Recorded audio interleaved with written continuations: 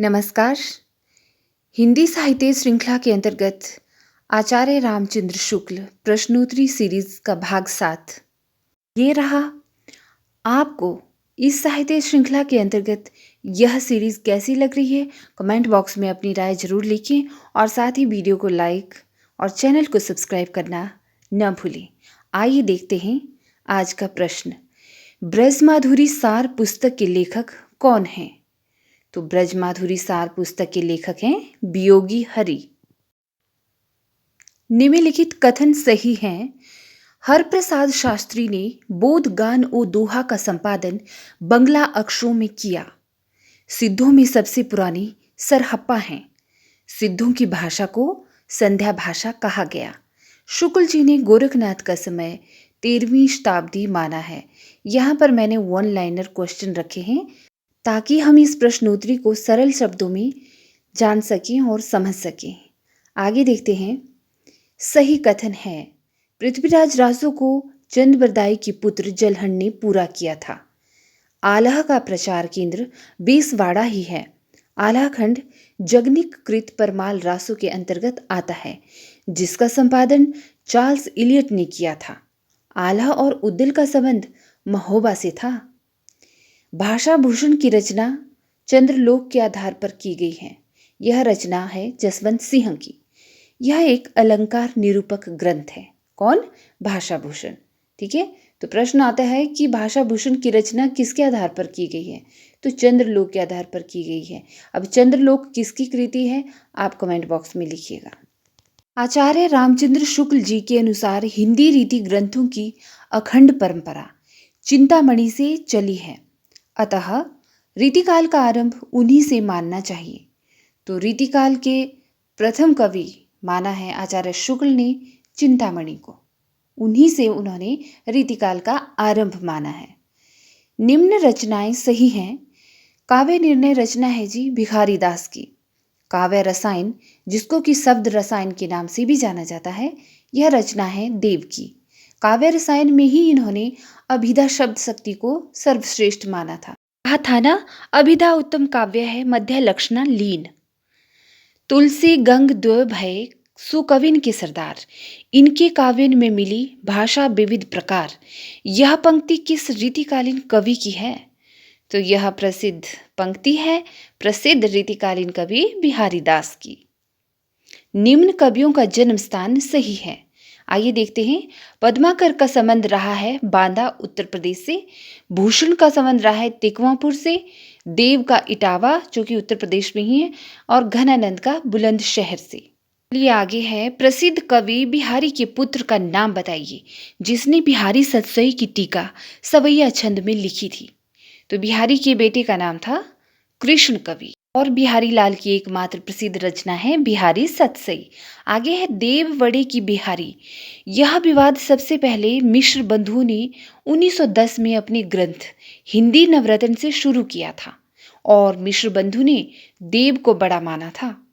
बड़ा अर्थात उनके रचना कर्म के आधार पर जब किसी दो कवियों में तुलनात्मक अध्ययन किया जाता है, तो इसी वजह से तुलनात्मक अध्ययन में मिश्र बंधु ने देव को बड़ा माना था। एक और प्रसिद्ध कवि जिन्होंने देव और बिहारी में से देव को बड़ा कवि माना, उनका नाम है कृष्ण बिहारी। आगे का प्रश्न है हमारे पास। हिंदी में तुलनात्मक आलोचना की शुरुआत किसने की? पदम सिंह शर्मा ने। बिहारी और फारसी के कवि सादी के बीच।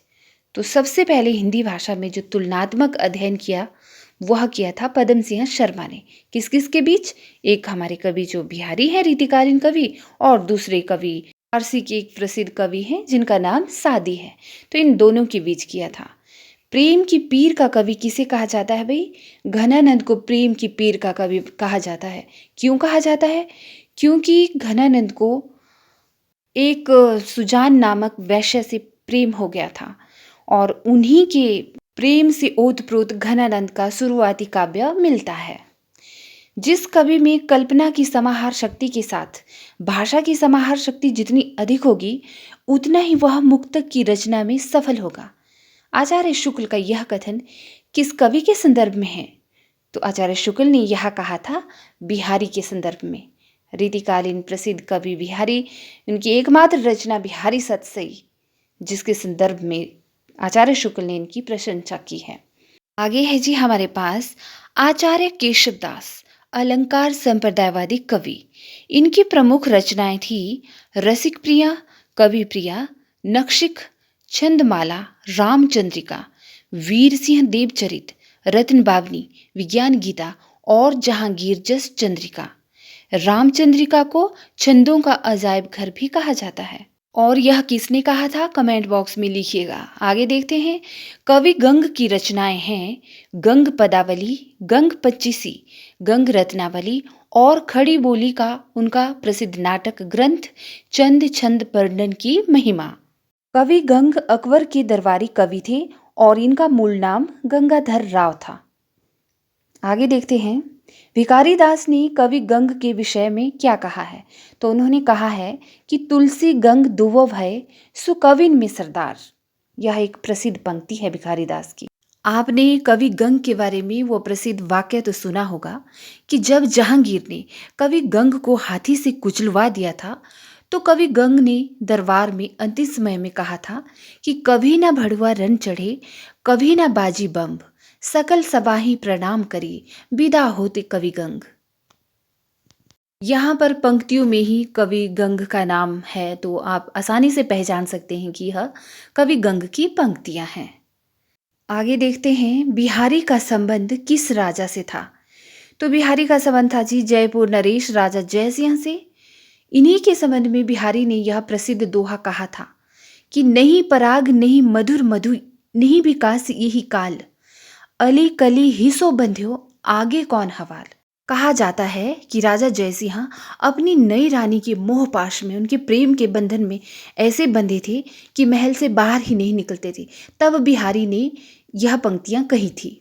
आगे देखते हैं, कौन सा रीतिकालीन कवि हिंदूपति सिंह के आश्रय में रहता था। तो भिखारी दास ऐसे रीतिकालीन कवि हैं जो हिंदूपति सिंह के आश्रय में रहते थे। तो ये थे आज की सीरीज भाग 7 के 20 प्रश्न। देखिए मैंने बहुत कम, मात्र 20-20 प्रश्न की मैं सीरीज ला रही हूँ आपके पास, भाग ला रही हूँ सीरीज के, ताकि ज़्यादा बर्डन ना पड़े। और अगर हम एक दिन के भी 20 प्रश्न रिपीट करके दोबारा देख के वीडियो को याद कर लेते हैं या समझ जाते हैं, तो इससे अच्छी बात और क्या हो सकती है।